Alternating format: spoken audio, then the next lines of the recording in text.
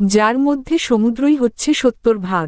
রহস্যময়তার অন্যতম কারণ হচ্ছে বিজ্ঞানীরা শুধুমাত্র এই সমুদ্রের 5 ভাগ সম্বন্ধে জানতে পেরেছেন, বাকি 95 ভাগ এখনও অজানা।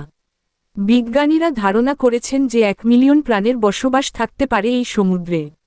এই তো জানলেন সমুদ্রের রহস্যের কথা, কিন্তু স্থল রহস্য সম্বন্ধে কিছু কি জানেন?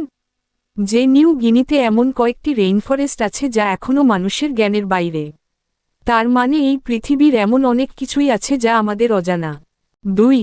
প্লাজমাস্ফিয়ার নামক একটি অদৃশ্য গ্যাসের আবরণ যা পৃথিবীর চারপাশ জুড়ে রয়েছে, যা পৃথিবীর অন্যতম সুপার পাওয়ার হিসাবে পরিচিত। এই প্লাজমাস্ফিয়ারের আবরণটি উচ্চ ক্ষমতা সম্পন্ন মহাকাশের ইলেকট্রনকে পৃথিবীর দিকে ঢুকতে দেয় না। এই সুপার পাওয়ার সমৃদ্ধ আবরণ বিভিন্ন ক্ষতি থেকে আমাদের পৃথিবীকে সবসময় রক্ষা করে আসছে। 3. পৃথিবী একটি অক্ষকে কেন্দ্র করে একটু কাত হয়ে সূর্যের চারিদিকে ঘুরে, আর এই কাত হয়ে ঘোরাটা নির্দেশনা দেয় যে পৃথিবী তার সঠিক অবস্থানে রয়েছে। যদি পৃথিবীর এই অবস্থানের একটু ব্যতিক্রম হতো তাহলে হয়তো পৃথিবী অনেক দুর্ঘটনার সম্মুখীন হতে হতো।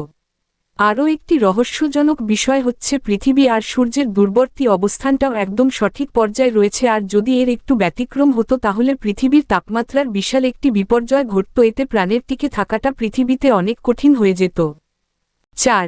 বিজ্ঞানীদের মতে পৃথিবী একমাত্র প্রাণ বহনকারী গ্রহ যা মহাবিশ্বের মধ্যে রয়েছে, এবং বিজ্ঞানীদের অনুসন্ধান অনুযায়ী 6 লক্ষ প্রজাতির ফাঞ্জাই, 3 লক্ষ প্রজাতির উদ্ভিদ এছাড়াও প্রাণী রয়েছে আনুমানিক 10 লক্ষ প্রজাতির।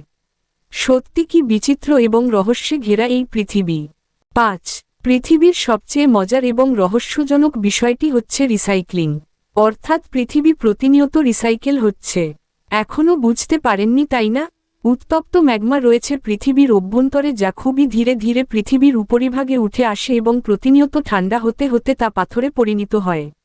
আবার এই পাথর বাতাসের সংস্পর্শে এসে ধীরে ধীরে ক্ষয়ে যায় এবং ক্ষুদ্র ক্ষুদ্র কণায় পরিণত হয়, যা পরবর্তীতে ভূগর্ভস্থে গিয়ে ম্যাগমায় পরিণত হয়। আবার একই ধরনের প্রক্রিয়া চলতেই থাকে, আর এই রিসাইক্লিংয়ের মাধ্যমে এখনও টিকে আছে। সত্যি রহস্যময়ী।